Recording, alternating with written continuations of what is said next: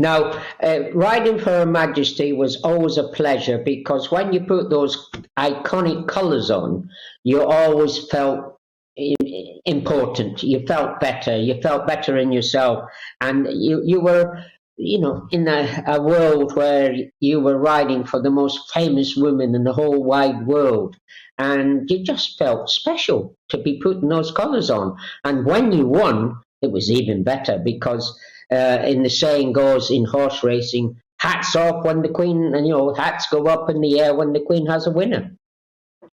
You had many famous rides and winners for the Queen, but particularly Dunfermline in 1977, winning the Epsom Oaks in the Silver Jubilee year, and also the St Leger later on that year. What on earth was that like? Well, that was absolute a fairy tale. It still ranks, and I rode for nearly 40 years, but this ranks possibly right at the top of my career.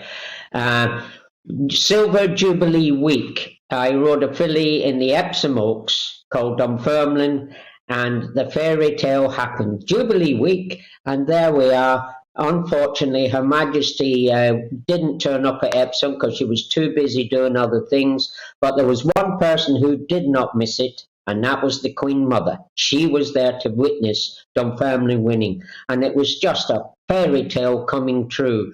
Things in the race didn't go to plan. She got hustled back in the field a little bit, and as you know, you're a racing fan, as you know, you mustn't go too wide going round from the 7 furlongs down to Tattenham. Well, I had to make ground, and I knew I was doing wrong by going wide, but it all worked out in the end. And then we ended up going to Doncaster, and we were in the St Leger. She had been beaten in the Yorkshire Oaks because she had had a little bit of a mishap, and the race was run too slow. Then we had a pacemaker, Alan Bourne rode the pacemaker, Gregorian, I think he was called, and this horse alleged, who had never been beaten, trained by Vincent O'Brien in Ireland and ridden by the great Lester Piggott. He went to the front about 4 out, and I just tailed him and I beat him. But we didn't realise on the day when we won the St Leger that Allege went on to win 2 Arc de Triomphes, and he was never ever beaten. So that day when she won the Leger was a magnificent feat for her to have done. Now, people will say this is what the Queen loved most, watching her horses win, watching her jockeys ride. What were her comments to you when you won, and maybe what were her comments to you when you didn't win for her? Unfortunately, she wasn't at Doncaster either. She was at Sandringham, but I did have a brief conversation after the steward's inquiry, which we kept the race. Was a little bit worrying time, and she basically was congratulating me, not the other way around. And she obviously, I believe, Jim Callaghan, the Prime Minister of that time, was in audience with her, and he had to sit down and watch the St Leger. I don't know if he was a racing fan, but he had to watch the Leger, and he possibly witnessed the Queen jumping up and down.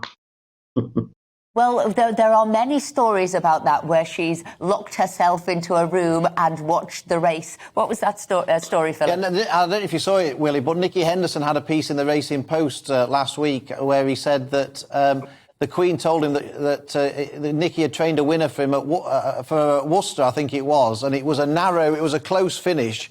And the Queen told him that she was screaming at the television, screaming it home to the televisions to such an extent that the guards came bursting in thinking that she'd been attacked by an intruder because she was screaming so loud. Which I think is a terrific... That's a good story, that one.